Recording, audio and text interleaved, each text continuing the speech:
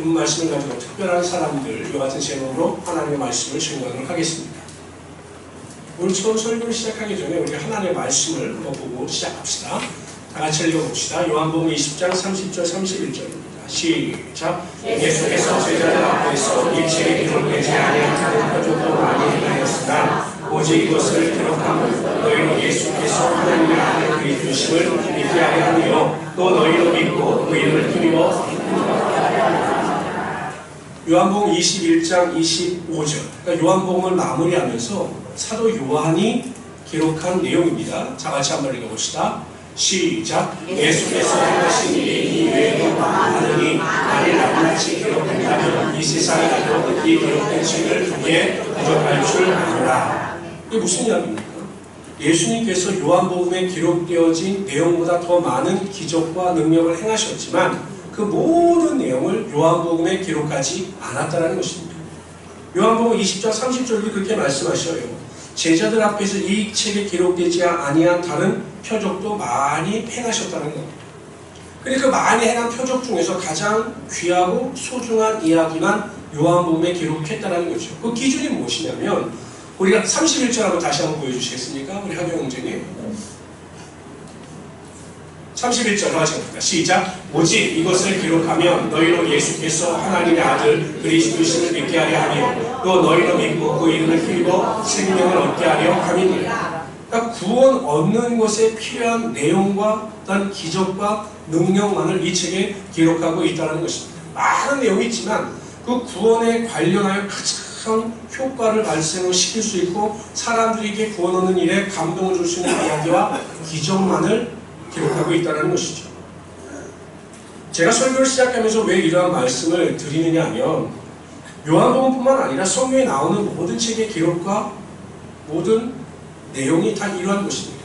그러니까 모든 것을 다 기록한 것이 아니라 구원 얻는 일에 필요한 내용만을 하나님께서 성경 말씀 가운데 기록한 것이죠. 여러분 신약 구약을 통해서 하나님 혹은 예수님과 관련을 맺고 하나님의 능력을 체험한 사람들이 이 성경에 나오는 인물들 뿐이었겠습니까? 수많은 사람들이 있었지만 하나님은 특별한 믿음을 가지고 특별한 능력을 발휘했던 특별한 사람들을 성경에 기록하셨고 그 성경의 기록을 통해서 우리에게 큰 은혜를 끼치고 있는 것입니다. 그런 의미에서 보면 오늘 본문에 나오는 다니엘과 사드락과 메삭과 아벳느고는 특별한 사람입니다. 성경 인물 중에서 특별한 성경 인물 중에서 VIP급입니다. 정말 특별한 사람들입니다. 그래서 저희가 어렸을 때 교회학교에서나 중고등부 때나 청년회 때나 성인이 되어서도 이 다니엘과 세 친구에 대한 성경에 대한 이야기는 끊임없이 듣고 또 그 말씀을 통해서 그 은혜를 경험하기도 합니다. 그래서 저는 오늘 시간 정말로 다니엘, 사드락, 메삭, 아벳느고 이 특별한 사람들의 삶이 우리에게 주는 진정한 교훈이 무엇인가에 대해 살펴보며 함께 은혜를 나누고자 합니다. 첫 번째로 이 특별한 사람들이 우리에게 주는 교훈은 인생 가운데 나타나는 불행은 결국 그것으로 끝이 아니라는 사실입니다. 이게 우리 역사적 배경을 좀 이해해야 될 텐데요.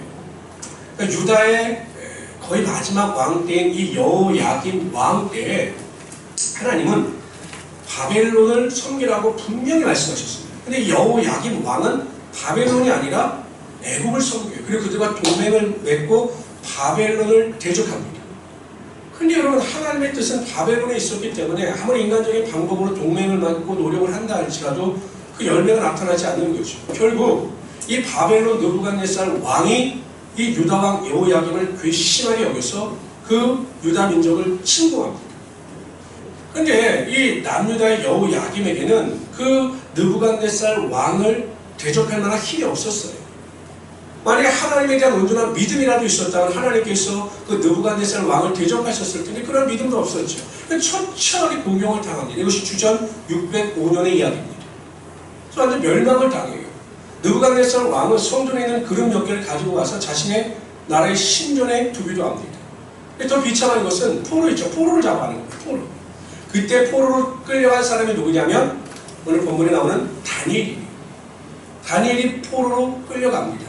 아마 포로로 끌고 간 이유는 두 가지겠죠. 포로로 끌려가면 다시는 여호야김 왕이 악한 생각을 가지지 못할 것이고 두 번째는 이 바벨론 느부갓네살 왕은 이방 민족의 사람들을 데려다가 바벨론 교육을 시켜서 바벨론의 리더로 세움으로 세계화를 꿈꾸기 위해서 그렇게 한 것입니다. 그래서 포로로 잡혀갑니다. 그때 포로로 잡혀간 사람이 누구냐면 다니엘과 사드락과 메삭과 아벤느고였어요. 여러분 포로로 잡혀갈 때 기뻤을까요? 슬펐을까요? 슬펐지요 여러분. 아니 수많은 사람들 중에서 왜 하필이면 내가 포로로 잡혀가야 하는가? 왜냐면 그 당시에 가나안 땅에서 바벨론 땅까지 직선 거리가 850km입니다. 부산을 왕복하는 거리예요. 육상으로 가면 1000km 이상이 됩니다. 한번 포로로 끌려가면 다시 돌아올 수 있을 확률도 거의 없었습니다. 사드락과 메삭과 아벤느고와 다니엘 입장에서 보면 철저하게 불행한 일이었고 그 인생의 가장 큰 위기와 고난이 다가온 것이었습니다. 그런데 여러분 생각해 보십시오.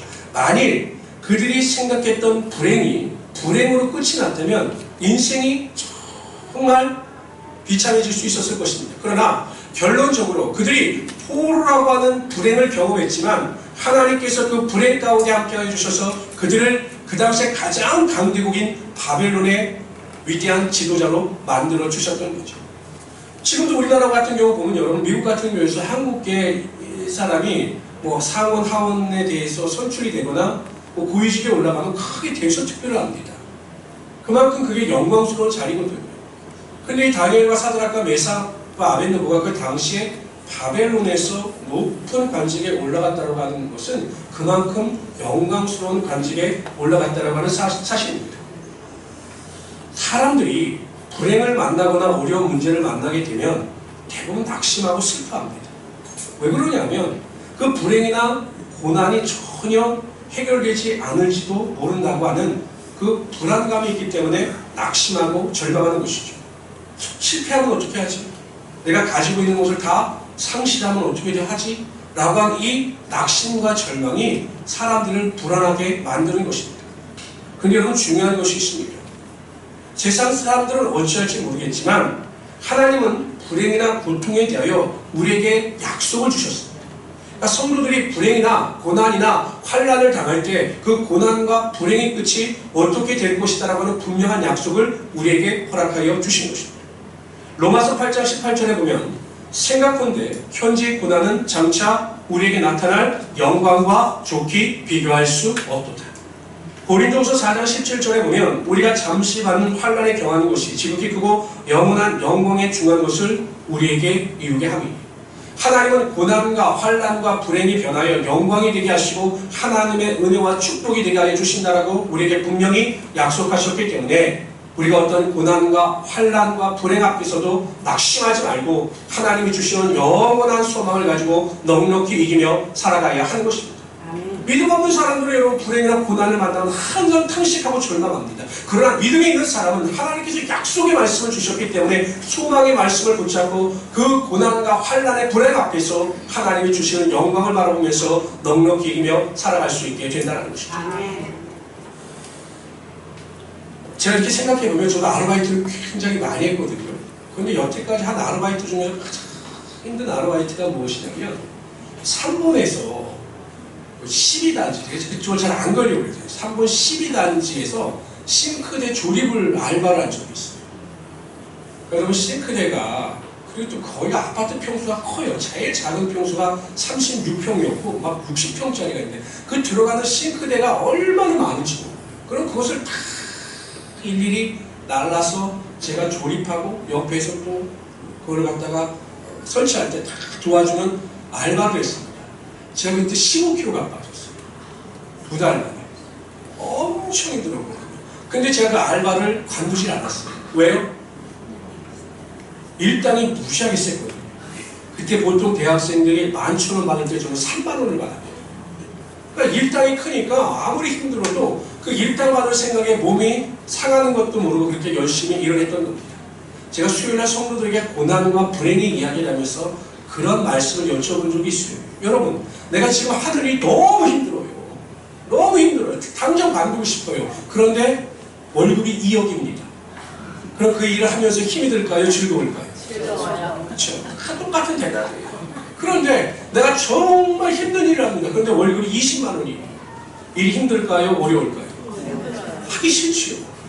고난과 불행에 대한 우리의 믿음의 태도가 이래야 된다는 것입니다. 그 그 고난이 아무리 힘들고 어려워도 하나님의 영광을 기대하고 영광이 반드시 임할 것을 믿으면 우리가 당하는 불행이나 고난 가운데 소망을 가지고 넉넉히 이기며 살아갈 수 있게 된다는 것입니다. 그런데 우리에게 그러한 믿음이 없기 때문에, 하나님의 말씀에 대한 확신이 없기 때문에 그 불행을 불행으로 판단하여 매일 낙심하고 절망하게 되는 것이죠. 저는 우리 모든 성도님들이 꼭 기억해야 할 것은 우리에게 당하는 불행, 우리에게 당하는 고난, 환난은 영원하지 않습니다. 반드시 끝이 있습니다. 그리고 그 끝을 통해서 하나님의 영광이 반드시 임할 것을 믿으시고 소망 가운데 넉넉히 이기며 살아가시는 우리 성도들이 되시기를 주님으로 축원합니다. 두 번째로, 이 특별한 사람들이 우리에게 주는 교훈은 올바른 신앙생활을 하기 위해서는 처음에 뜻을 정하는 것이 중요하다는 것입니다. 다니엘과 세 친구들은 바벨론 느부갓네살 왕에 의해서 이런 포로로 잡혀가지고 특권을 누렸어요. 그들이 학문도 배웠죠. 갈대아인의 학문도 배웠죠. 언어도 배웠습니다. 그러니까 이들이 그 말과 또한 학문을 배워서 나중에 어떻게 되냐면 왕궁에서 일할 수 있게 모든 것이 계획되어져 있었던 거죠. 그러니까 포로로 잡혀왔지만 다니엘과 사드락과 메삭과 아벤누고 입장에서 보면 어찌 보면 이 바벨론에서의 삶이 기회의 땅일 수도 있었던 겁니다. 근데 모든 것이 다 좋았어요. 왕도 좋았고 다 좋았는데 한 가지 문제가 발생합니다. 그것은 왕의 짐이었어요. 왕은 그 왕궁에서의 생활에 대한 것을 익히게 하기 위해서 왕이 먹는 음식과 포도주를 먹게 했습니다. 그런데 대부분 그때 그 왕궁에서 사들이는 음식의 재료들이 시장에서 사올 때 싱싱한 것을 사왔는데 대부분 우상들에게 드려졌던 재물이 대부분이었습니다. 왜냐하면 그 우상들을 섬기는 자들이 자신들에게 바쳐진 재물이 워낙 많으니까 그것을 시장에 갖다 판 거예요. 그럼 이제 왕궁에서는 모르고 그 우상들의 재물을 가지고 와서 그걸로 요리를 한 거죠. 그러니까 다니엘이 그걸 안 것입니다. 도저히 왕의 진미라고 하지만, 포도주라고 하지만 우상에게 드려졌던 재물을 먹을 수가 없었습니다. 그래서 어떻게 합니까? 뜻을 정합니다. 먹지 않기로 우선 뜻을 정합니다. 결심을 합니다. 그리고 나서 그것을 어떻게 해결해 나갈 것인가를 연구하고 환관장에게 청하게 되는 거죠. 우리가 신앙생활을 하면서 가장 중요한 것은 어찌하든 뜻을 정하는 거예요. 요즘 유행하는 말 중에 빅피처라는 말이 있어요. 들어보셨나요? 빅피처. 항상 큰 그림을 먼저 그리라는 겁니다. 그러니까 숲을 먼저 보고 그 다음에 나무를 보면서 모든 계획을 이루어 나가라는 것입니다. 우리 신앙생활을 해나가는 데 있어서 가장 중요한 것이 빅피처예요. 내가 뜻을 정하고 방향을 결정한 뒤에 세세한 부분에 대해서 실천해 나가는 것이 굉장히 중요합니다. 그래야 우리가 낙심하거나 실망하지 않습니다. 모세를 보십시오. 모세에 대해서 히브리서에서 이렇게 기록합니다. 읽어봅시다. 시작. 믿음으로 모세는 장성하여 바로의 공주의 아들이라 칭함을 거절하고 도리어 하나님의 백성과 함께 고난받기를 잠시 죄악의 날을 누리는 것보다 더 좋아하고. 모세는 왕궁에 있을 때부터 뜻을 정했습니다. 내가 이 왕궁의 화려함을 누리기보다는 하나님의 백성과 같이 고난을 누리겠다. 그 뜻을 정했기 때문에 그가 이스라엘 민족의 리더로서 광야에서 이스라엘 백성들을 이끌어 나갈 때 결국 뒤를 돌아보지 아니하고 왕궁으로 돌아갈 생각을 전혀 하지 않았던 거죠. 여러분, 만약에 뜻을 정하지 않았더라면, 그 마음의 결심을 제대로 하지 않았더라면 항상 모세도 그 왕궁의 생활을 그리워하고 그때로 돌아갔으면 좋았을 뻔했다라고 이스라엘 백성들처럼 탄식하고 절망했을 겁니다. 그러나 뜻을 정하니 뒤를 돌아보지 아니하고 하나님의 뜻을 쫓아 온전히 전진해 나갈 수 있었던 거죠. 사도 바울도 마찬가지입니다. 다 같이 한번 읽어봅시다. 시작. 나의 달려갈 길과 주 예수께 바르사며 곧 하나님의 은혜의 복음 증거하는 일을 마치려면 나의 생명을.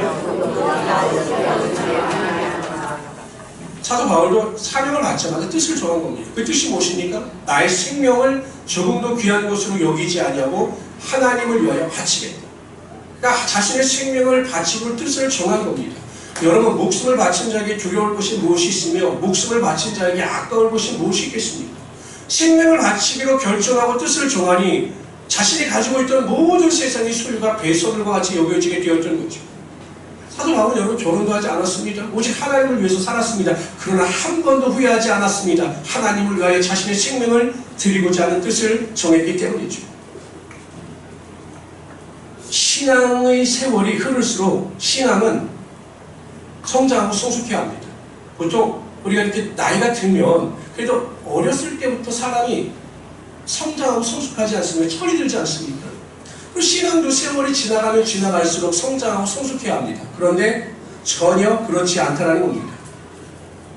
내가 뜻을 정하여 신앙의 성장과 성숙을 이루고자 하는 자들에게는 하나님께서 은혜를 베푸셔서 성장과 성숙이 나타나게 해주시지만 방향도 결정하지 못하고 그냥 신앙생활을 그냥 대강 하는 자들에게는 절대 신앙의 성장과 성숙이 나타나지 않게 되는 것입니다. 그러니까 우리가 신앙생활을 잘하기 위해서는 여러분 뜻을 정해야 돼요. 내가 기도의 사람이 되겠다라고 뜻을 정하면 하나님께서 그에게 은혜를 베푸셔서 기도할 수 있는 은혜와 능력을 허락하여 주시는 거죠. 근데 막연하게 기도해야 되는데 해야 되는데 라고 생각하는 자에겐 하나님의 기도의 은혜를 베푸시지 않아요. 내가 예배의 사람이 되겠다, 나는 감사의 사람이 되겠다, 나는 성령의 사람이 되겠다, 나는 온유한 사람이 되겠다 라고 뜻을 정하고 결심하여 하나님께 간절히 나아갈 때 하나님께서 은혜를 베풀어 주셔서 하나님께서 원하시는 그러한 사람의 삶을 살아갈 수 있도록 축복하여 주시는 것입니다. 오늘도 보십시오. 그들이 뜻을 정하고 환관장에게 구했습니다. 그랬더니 환관장에게 하나님께서 은혜를 베푸신 거예요. 그들이 하나님의 뜻을 쫓아 뜻을 정하고 그 뜻대로 살아갈 때 하나님께서 미리 앞서가셔서 하나님의 은혜를 예배하고 계셨던 거죠. 저는 우리 모든 성도님들이 영적인 일에 대해서 여러분 뜻을 정하시고 그 뜻 안에서 믿음으로 전진해 나가심으로 하나님의 놀라운 능력과 축복을 맛볼 수 있는 하나님의 귀한 성도들이 되시기를 주님으로 축원합니다. 세 번째로요. 이 특별한 사람들이 우리에게 주는 교훈은 자신의 유익을 위하여 살지 않고 하나님의 기쁨을 위하여 살면 반드시 하나님께서 승리케 하여 주시다는 것입니다. 요즘에 여러분 저도 가끔 이제 유튜브를 보는데요. 뭐 유튜브도 그렇고 모든 사회 시스템 중에 하나의 열풍이 먹방 열풍이에요. 먹방. 어떠세요? 여러분들도 맛있는 집 찾아다니십니까? 네? 맛있는 집이 있다는 거 찾아가십니까? 안 가셔요? 무슨 인생을 그렇게 즐거움도 없이 사십니까? 맛있는 집이 있으면 가서 좀 드시고 좀 그래야 되는 건 아니겠습니까? 근데 이번에도 보니까 또 백종원 씨의 그 골목 식당이라는 프로그램도 제가 가끔 보는데 거기에 보니까 아주 유명한 돈가스 집이 하나 있더라고요. 근데 나중에 소식을 들어보니까 새벽부터 사람들이 그 돈가스를 먹기 위해서 줄을 선다는 거예요. 막 새벽 4시간 이렇게 가가지고 그 10시나 11시에 돈가스를 먹기 위해서 막 줄을 쓴다는 거예요. 나는 교회에 새벽 예배를 드리면 줄 쓴다는 이야기 들어본 적이 없는데 돈가스를 먹기 위해서 새벽에 그런 줄을 쓴다는 거예요. 이게 요즘의 시류입니다. 요즘 흐름이 돼요. 그런데 여러분 한편 또 생각해 볼 것이 이 식욕이라고 하는 것은 인간이 가지는 가장 기본적인 욕구예요. 식욕이라고 하는 것이.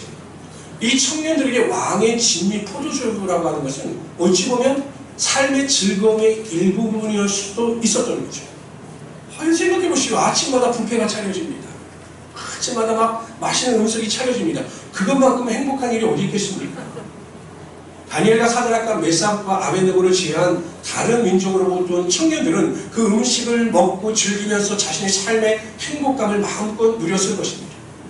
그들에게는 그 왕의 진미와 포도주를 먹을 수 있는 권리가 있었습니다. 그런데 다니엘과 사드락과 메삭과 아벤느고는 그것을 포기합니다. 왜요? 자신의 몸을 더럽히는 것이 하나님의 뜻이 아니었기 때문이죠. 자신의 육신의 정욕과 안목의 정욕과 이생의 자랑을 쫓아 그 음식을 취하는 것이 하나님께서 기뻐하시는 일이 아니었기 때문에 우상의 제물을 먹는 것이 하나님이 기뻐하시는 그 삶의 목적이 아니었기 때문에 그들은 그것을 거부합니다.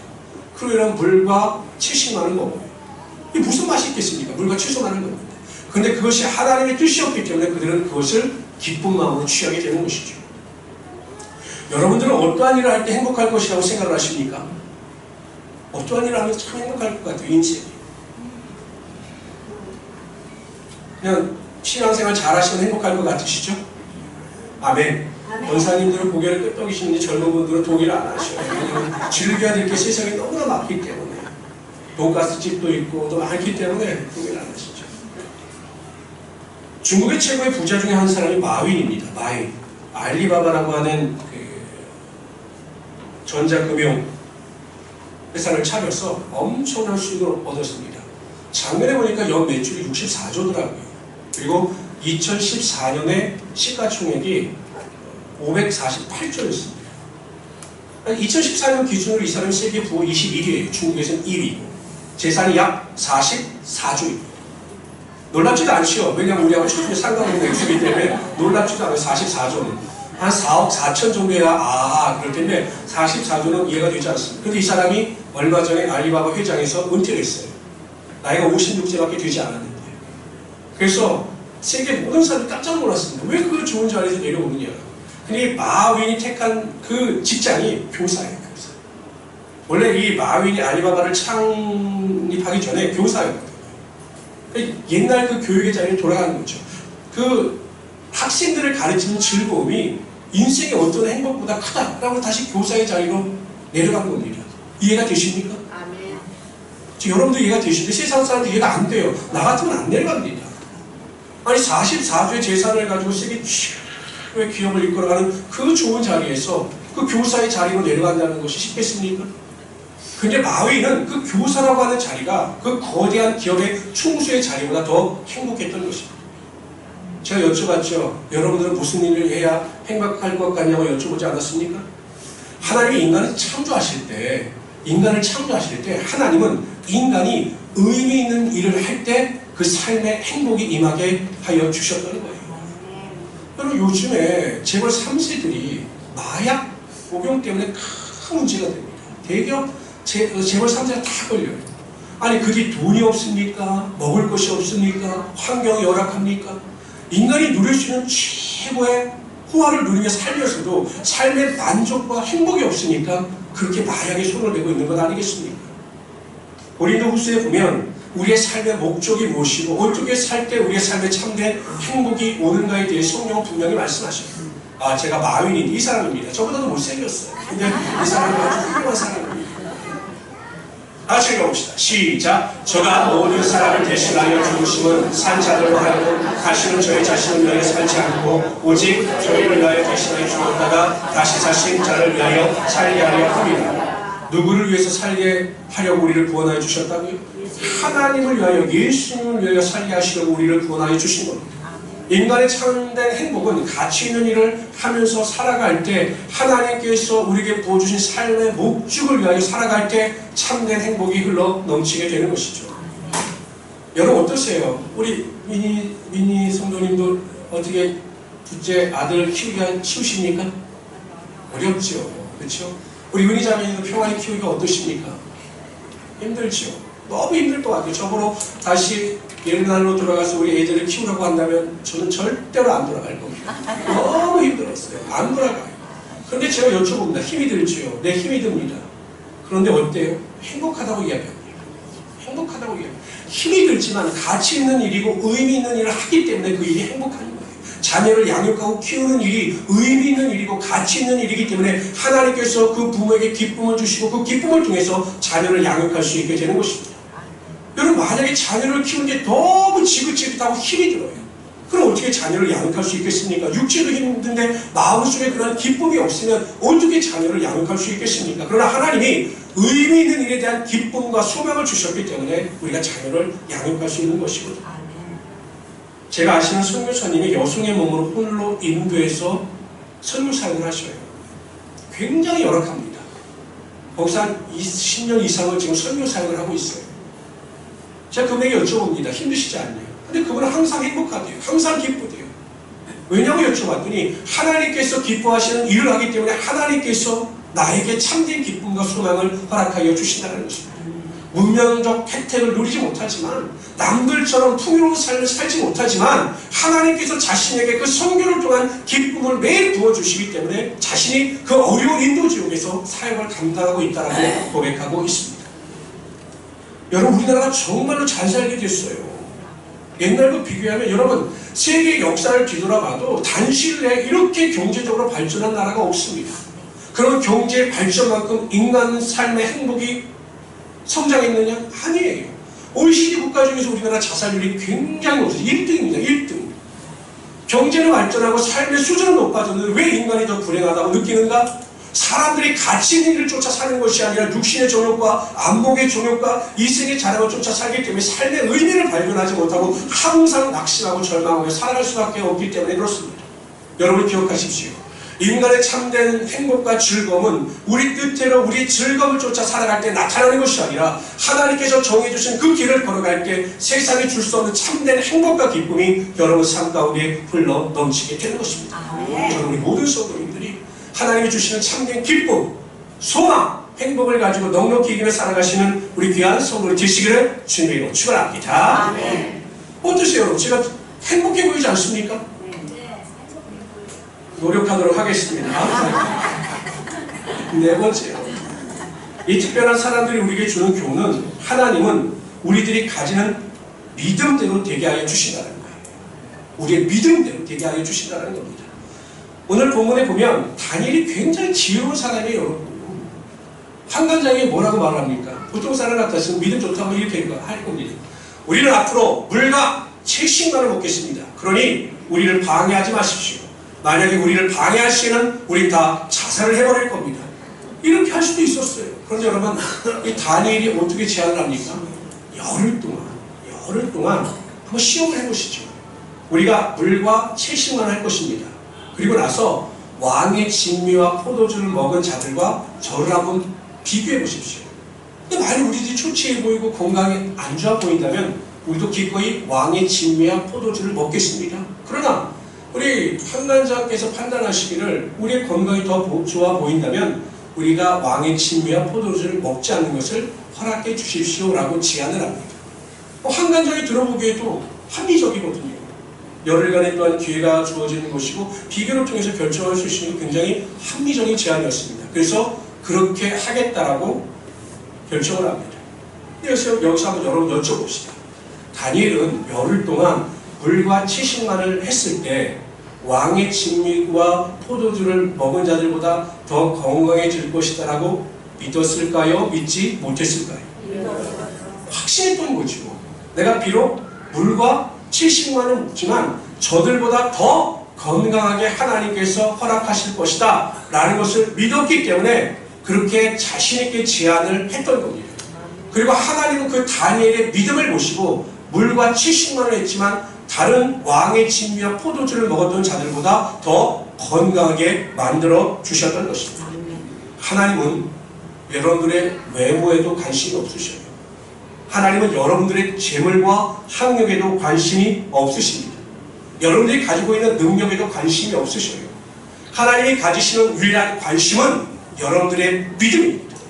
여러분들이 어떠한 믿음을 가지고 있느냐, 어떠한 믿음을 가지고 선포하느냐, 어떠한 믿음을 가지고 살아가느냐에 따라 그 믿음대로 되는 역사가 반드시 나타나게 하여 주시는 것입니다. 믿음만을 준비한다면, 온전한 믿음만을 가지고 살아간다면 하나님은 반드시 그 믿음을 통해서 하나님의 기적과 하나님의 능력이 나타나게 하여 주실 것입니다. 그래서 믿음을 가지고 넉넉히 이기며 살아가시는 우리 귀한 성도들이 되시기를 주님으로 축원합니다. 제가 얼마 전에 굉장히 어려운 문제가 있었다고 말씀을 드리지 않았습니까? 그래서 제가 이제 저를 이렇게 상대해주고 저를 이렇게 법적인 문제를 해결해주는 분을 만났어요. 그래서 제가 문제가 너무 힘들고 너무 마음도 무거워서 제가 그분에게 그랬습니다. 그냥 이제 제가 다 내려놓겠습니다. 이제 포기하겠습니다. 너무 힘들어서 내가 그게 신경만 쓰면 머리가 아프니까 그냥 내려놓겠습니다. 또 결론도 이렇게 될 것 같은데 지금 돌아가는 모든 상황이 제가 뭐 이길 것 같지는 않으니까 그냥 다 내려놓겠습니다라고 이야기를 했습니다. 그랬더니 그분이 믿음도 없는 분이 주위에 대뜸 그러는 거예요. 아니 목사님은 그렇게 믿음이 없으시네. 아니 아직 이 결과가 나타나지도 않았는데 왜 그거 안 될 것을 생각하시냐고. 믿음을 가지시고 그 믿음대로 된다. 걱정하지 마시라고. 제가 그 순간 저분이 하나님의 음성을 나에게 들려주시는구나. 그래서 제가 다시 믿음을 다시 회복했습니다. 그래, 모든 것이 내 믿음대로 된다. 하나님께서 일하심을 믿고 내가 정정당당하다면 하나님은 나를 통해서 역사하실 것이다. 그 믿음을 회복했습니다. 그리고 나서 한 달 만에 제가 이겼습니다. 2년 동안 끌어오는 재판을 한 달 만에 제가 이겼습니다. 여러분 기억하십시오. 여러분들의 믿음대로 됩니다. 나의 믿음대로 됨을 믿으시고 믿음대로 고백하며 살아가시는 우리 성도들이 되시기를 주님으로 축원합니다. 저번에도 말씀드렸듯이 성경에는 신앙 안에서 다른 사람들보다 특별했던 사람들의 기록이 나오고 있어요. 제가 이 설교를 준비하면서 하나님께 그런 기도를 했습니다. 하나님, 특별한 사람들, 믿음의 능력을 행했던 사람들이 성경에 기록되었듯이 우리 성도들이 믿음 안에서 하나님이 기뻐하시는 특별한 사람들이 되게 하여 주시옵소서. 모든 사람들이 인정을 받는 이 다니엘과 사드락과 메삭과 아벳느고처럼 하나님께서 인정하시는 특별한 사람들이 되게 하여 주십시오라고 기도하면서 이 설교를 준비했습니다. 저는 우리 모든 성도님들이 오늘 다니엘과 사드락과 메삭과 아벳느고처럼 하나님이 인정하시는 특별한 사람들이 되시기를 주님으로 축원합니다. 그리고 첫 번째, 내가 당하는 불행이나 고난, 환난이나 문제는 그것으로 끝이 아닙니다. 그 뒤에는 반드시 하나님의 영광과 하나님의 축복과 하나님의 은혜가 있습니다. 그것을 기대하면서 소망하면서 믿음 안에서 승리할 수 있는 우리 성도들이 되시기를 주님으로 축원합니다. 두 번째, 신앙 안에서 먼저 뜻을 정하십시오. 내가 하나님 안에서 어떤 믿음을 가지고 살아가겠다라고 결단하십시오. 지금 9월달입니다. 10월, 11월, 12월 동안 믿음의 방향을 결정하시고 내가 기도의 사람이 되겠다, 말씀의 사람이 되겠다, 감사의 사람이 되겠다, 예배의 사람이 되겠다라고 하는 그 뜻을 정하셔서 그렇게 살아갈 때 하나님께서 하늘문을 여시고 은혜를 베푸셔서 하나님의 능력이 여러분 삶 가운데 반드시 임하게 하여 주실 것입니다. 세 번째, 항상 나의 일이 아니라, 나의 기쁨이 아니라, 나의 만족이 아니라, 나의 유익이 아니라 하나님이 기뻐하시고 원하시는 것이 무엇인가를 모르시고 그 뜻 가운데 순종하며 살아가시는 우리 성도들이 되시기를 바랍니다. 네 번째, 모든 일에 믿음을 가지고 나아가십시오. 세상에 헛되는 것에 마음을 빼앗기지 마시고 견고한 믿음을 가지고 살아갈 때 반드시 하나님께서 여러분의 삶에 믿음대로 되는 역사가 나타나게 하여 주실 것입니다. 그런 믿음을 가지고 매일 승리하시며 특별한 인생을 살아가시는 우리 성도들이 되시기를 주님으로 축원합니다. 기도하겠습니다.